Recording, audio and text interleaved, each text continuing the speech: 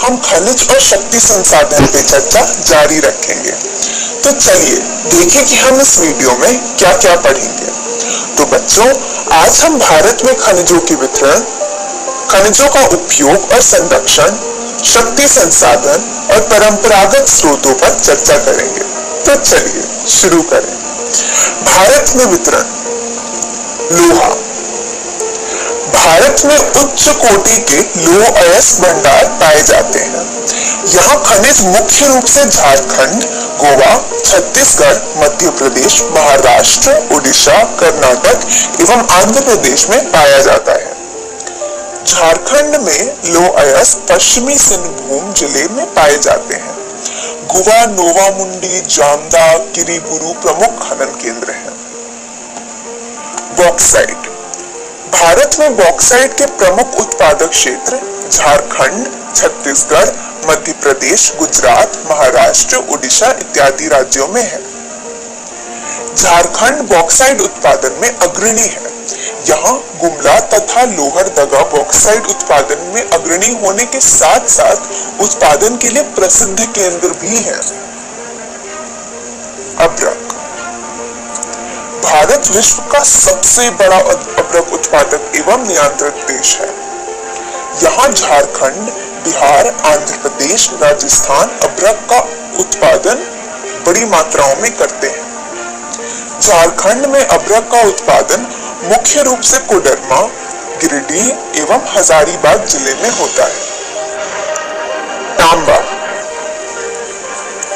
तांबा मुख्य रूप से राजस्थान, झारखंड, मध्य प्रदेश, कर्नाटक एवं आंध्र प्रदेश में उत्पादन इनका होता है। झारखंड में तांबे का खनन मुख्य रूप से मूसाबनी, सरायकेला, राखा, घाटशिला एवं बहरागोड़ा में होता है।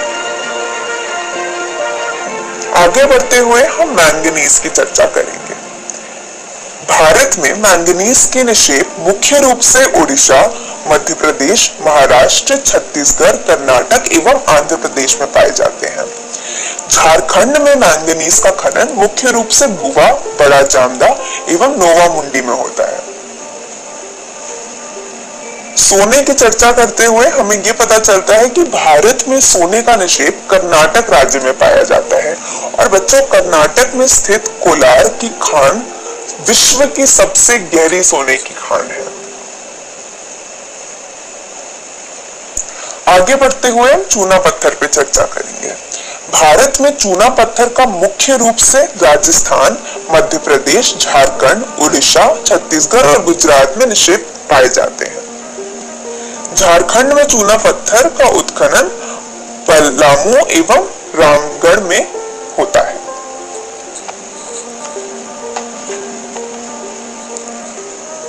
नमक। नमक मुख्य रूप से समुद्र, झील एवं शैलों से प्राप्त होते हैं। भारत नमक के उत्पादन में अग्रणी है।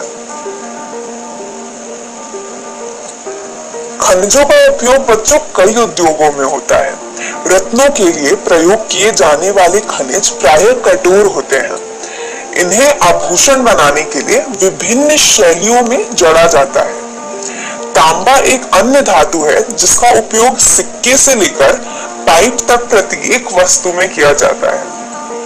कंप्यूटर उद्योग में प्रयुक्त होने वाले सिलिकॉन क्वार्ट्ज से प्राप्त किए जाते हैं। और एल्यूमीनियम, जिसे उसके अयस्क बॉक्साइट से प्राप्त किया जाता है, का उपयोग ऑटोमोबाइल और यानी कि गाड़ियां और हवाई जहाज के निर्माण में होता है। खनिज अनविकरणीय संसाधन है। खनिजों के निर्माण और संचयन में हजारों वर्ष लग जाते हैं। मानवीय उपभोग की दर की तुलना में निर्माण की दर बहुत धीमी है। खनन की प्रक्रिया में बर्बादी को घटाना आवश्यक है।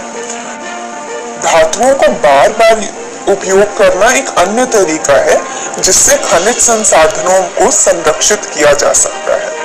शक्ति संसाधन किसी कार्य को करने की क्षमता को ऊर्जा कहते हैं। ऊर्जा जैव या फिर अजैव में बांटी जाती है। शक्ति अथवा ऊर्जा हमारे जीवन में बहुत महत्वपूर्ण भूमिका निभाती है। हमें उद्योग, कृषि, परिवहन, संचार और प्रतिरक्षा के लिए भी शक्ति की आवश्यकता होती है। ऊर्जा संसाधनों को विस्तृत रूप में परंपरागत और गैर परंपरागत में बांटा जाता है। ऊर्जा के परंपरागत स्रोत वे हैं जो लंबे समय से सामान्य उपयोग में लाए जा रहे हैं। ईंधन और जीवाश्मी ईंधन परंपरागत ऊर्जा के दो मुख्य स्रोत हैं। आगे बढ़ते हुए हम इन दोनों के बारे में थोड़ी गहराई में चर्चा करते हैं। ईंधन, इसका उपयोग पकाने और ऊष्मा प्राप्त करने के लिए व्यापक रूप से होता है। हमारे देश में ग्रामीणों द्वारा उपयोग की गई 50% से अधिक ऊर्जा ईंधन से प्राप्त होती है। जीवाश्मी ईंधन जैसे कोयला, पेट्रोलियम और प्राकृतिक गैस परंपरागत ऊर्जा के मुख्य स्रोत हैं। ये पौधों और जानवरों के अवशेष जो लाखों वर्षों से धरती के अंदर दबे रहे हैं, उनके ताप और दबाव के प्रभाव से जीवाश्मी ईंधन में परिवर्तित हुए हो जाते हैं। इन खनिजों के भंडार सीमित हैं। विश्व की बढ़ती जनसंख्या जिस दर से इनका उपयोग कर रही है, वह इनके निर्माण की दर से कहीं ज्यादा अधिक है। इसलिए यह शीघ्र ही समाप्त होने वाले हैं। अब चलिए बच्चों, ईंधन के लाभ हानि के बारे में थोड़ा जानें। यह सर्वसुलभ है, यानी कि यह आसानी से मिल जाता है। यह बहुसंख्यक लोगों को ऊर्जा प्रदान करता है। इसकी हानि यह है कि संग्रहण में अधिक समय का उपयोग होता है। यह खनिज प्रदूषण फैलाता है। हरितगृह प्रभाव, जिसे अंग्रेजी में ग्रीन हाउस इफेक्ट बोलते हैं, उसकी वृद्धि करता है। और यह निवर्णीकरण में भी बढ़ावा देता है। निवर्णीकरण मतलब डिफॉरेस्टेशन, जंगलों का कम होना। आगे बढ़ते हुए हम खनिज तेल के लाभ हानि के बारे में चर्चा करेंगे। खनिज तेल का आसानी से परिवहन हो सकता है टैंकर के द्वारा। पेट्रो रसायन उद्योग का आधार है। हानि इसकी यह है कि यह वायु प्रदूषण बढ़ाता है और अम्ल वर्षा यानी कि एसिड रेन की संभावना भी बढ़ाता है। कोयला, यह चट्टान में पाए जाने वाले ठोस आकार विहीन भूरे रंग के पदार्थ हैं। यह बहुतायत में पाए जाने वाले एक जीवाश्म ईंधन का प्रकार है। इसका उपयोग घरेलू ईंधन उद्योगों जैसे लोहा और इस्पात, वाष्प इंजनों और विद्युत उत्पन्न करने के लिए किया जाता है। कोयले से प्राप्त विद्युत को तापीय ऊर्जा कहा जाता है। कोयला जिसका हम आज उपयोग कर रहे हैं, वह लाखों वर्ष पूर्व विशाल फर्न और दलदल के पृथ्वी की परतों में दबने से बना। वर्तमान में 40% से ज्यादा औद्योगिक शक्ति कोयले से प्राप्त होती है। विश्व में अग्रणी कोयले उत्पादक देशों में चीन, संयुक्त राज्य अमेरिका, जर्मनी, रूस, दक्षिण अफ्रीका और फ्रांस है। भारत में कोयला उत्पादक क्षेत्र रानीगंज, पश्चिमी बंगाल तथा झरिया, धनबाद और बोकारो झारखंड में है। चलिए बच्चों, अब कोयले की लाभ हानि के बारे में चर्चा करें। इसका लाभ यह है कि यह विस्तृत रूप में उपलब्ध है, विद्युत रूपांतरण के लिए उपयुक्त है। इसकी हानि यह है कि यह वायु प्रदूषण बढ़ाता है और यह परिवहन के लिए कठिन होता है। आगे बढ़ते हुए चलिए पेट्रोलियम पे चर्चा करते हैं। पेट्रोल जिससे आपकी कार चलती है और तेल जिससे आपकी साइकिल को चरमराने से रोका जाता है, दोनों की शुरुआत गाढ़े काले द्रव्य से होती है जिसे पेट्रोलियम कहते हैं। यह शैलों की परतों के मध्य पाया जाता है और इसका वेधन अपतटीय व तटीय क्षेत्रों में स्थित तेल क्षेत्रों से किया जाता है।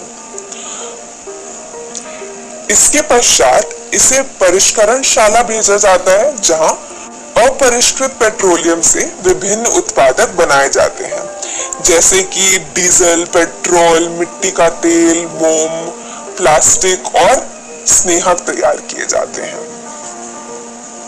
पेट्रोलियम और इससे बने उत्पादकों को काला सोना कहा जाता है क्योंकि ये बहुत अधिक मूल्यवान होते हैं।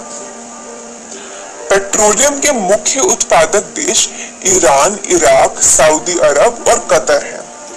इनका मुख्य उत्पादक संयुक्त राज्य अमेरिका, रूस, वेनेजुएला और अल्जीरिया में है। भारत में मुख्य उत्पादक क्षेत्र असम में दिग्बोई, मुंबई में बॉम्बे हाई तथा कृष्णा और गोदावरी नदियों के डेल्टा हैं। आगे बढ़ते हुए हम प्राकृतिक गैस के बारे में चर्चा करेंगे।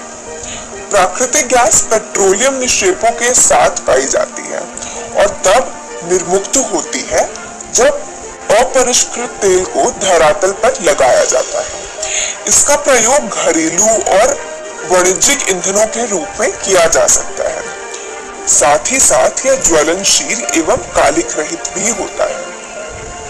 विश्व में रूस, नॉर्वे, यूके और नेदरलैंड्स प्राकृतिक गैस के प्रमुख उत्पादक हैं। भारत में जैसलमेर, कृष्णा गोदावरी डेल्टा, त्रिपुरा और मुंबई के कुछ अपतटीय क्षेत्रों में प्राकृतिक गैस का संसाधन होता है। विश्व के बहुत कम देशों के पास प्राकृतिक गैस के अपने पर्याप्त भंडार हैं। आगे बढ़ते हुए बच्चों, चलिए प्राकृतिक गैस की लाभ हानि के बारे में चर्चा करें। प्राकृतिक गैस का लाभ यह है कि यह आसानी से परिवहनीय है। यह तेल से सस्ता होता है और तेल और कोयले से अधिक स्वच्छ भी होता है। इसकी हानि यह है कि यह वायु प्रदूषण को बढ़ावा देता है और अम्ल वर्षा यानी कि एसिड रेन की संभावना को भी बढ़ाता है। जल विद्युत। बांधों में वर्षा जल अथवा नदी जल ऊंचाई से गिरने के लिए संग्रहित किया जाता है। बांध के अंदर से पाइप के द्वारा बहता जल बांध के नीचे स्थित टरबाइन के ऊपर गिरता है। घूमते हुए ब्लेड जनरेटर को विद्युत के लिए घुमाते हैं और यह जल विद्युत कहलाती है। विद्युत उत्पन्न करने के बाद जो जल बचता है उसे कृषि के लिए भी उपयोग किया जा सकता है। विश्व की ऊर्जा की 1/4 हिस्सा जल विद्युत से उत्पन्न होता है। विश्व में जल विद्युत के अग्रणी उत्पादक देश चीन, कनाडा, यूएसए, भारत, जापान और नॉर्वे में से हैं। बच्चों, विश्व का पहला जल विद्युत उत्पन्न करने वाला देश नॉर्वे ही था। भारत में कुछ महत्वपूर्ण जल विद्युत केंद्र भाखड़ा नागर, गांधी सागर, नागार्जुन सागर और दामोदर नदी घाटी परियोजनाएं हैं। आगे बढ़ते हुए बच्चों, चलिए जल विद्युत की लाभ हानि पे चर्चा करें।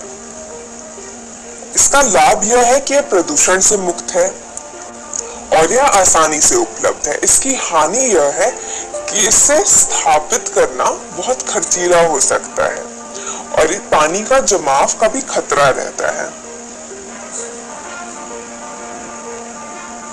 तो बच्चों, इस वीडियो में हम देखते हैं कि हमने क्या क्या सीखा।